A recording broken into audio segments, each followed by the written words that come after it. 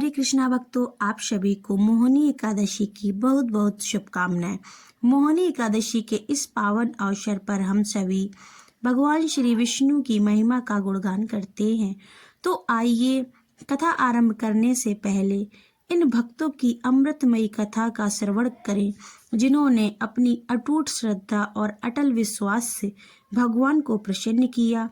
उनके जीवन से हमें यह सीख मिलती है कि जब मन में सच्ची श्रद्धा और भक्ति होती है, तब भगवान स्वयं अपने भक्तों की रक्षा करते हैं।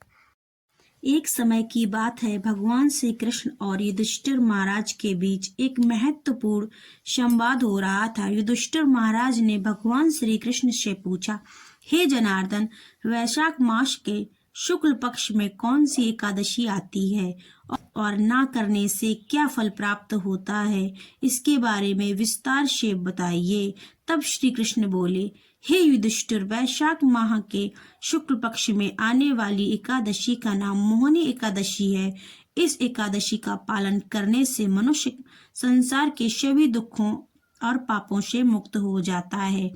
आइए इसकी कथा के बारे में हम श्रवण करते हैं। धुतियान नाम का एक राजा राज करता था। वह धैर्यवान सत्यवादी राजा चंद्रवंश में पैदा हुआ था। वह प्याऊ, जलाशय, तालाब, बगीचे आदि बनवाता था। उसके 5 पुत्र थे, समान, द्युतिमान, मेधावी, सुकृत और धृष्टबुद्धि। 5वां पुत्र धृष्टबुद्धि बड़ा पापी था, जुआ आदि का बहुत ही शौकीन था।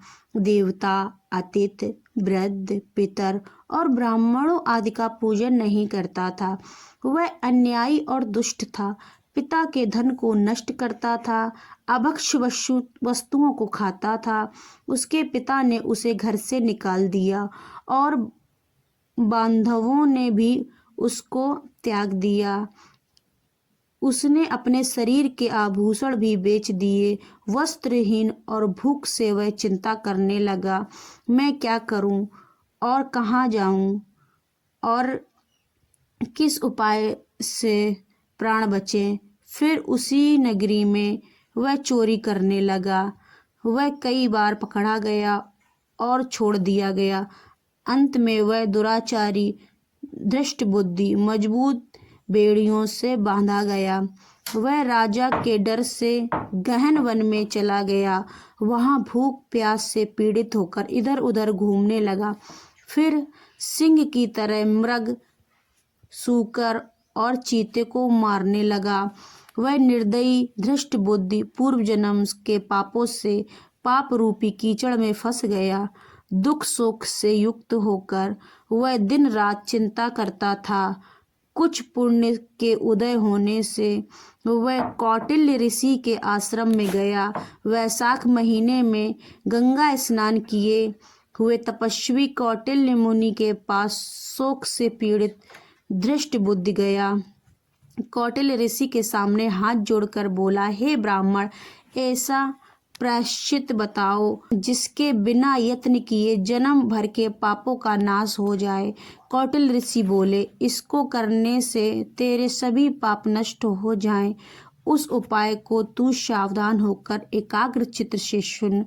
वैशाख शुक्ल पक्ष में मोहिनी नाम की एकादशी है। तू मेरे कहने से इस एकादशी का व्रत कर। यह मनुष्य के सुमेरु के समान पापों को नष्ट कर देती है। इस मोहिनी का उपवास करने से अनेक जन्मों के पाप दूर हो जाते हैं। मुनि के इस वचन सुनकर धृष्टबुद्धि अपने मन में प्रसन्न हुआ। कौटिल्य के उपदेश के से उसने विधि पूर्वक व्रत किया। इस व्रत के करने से उसके पाप दूर हो गए। फिर दिव्य शरीर धारण करके गरुड़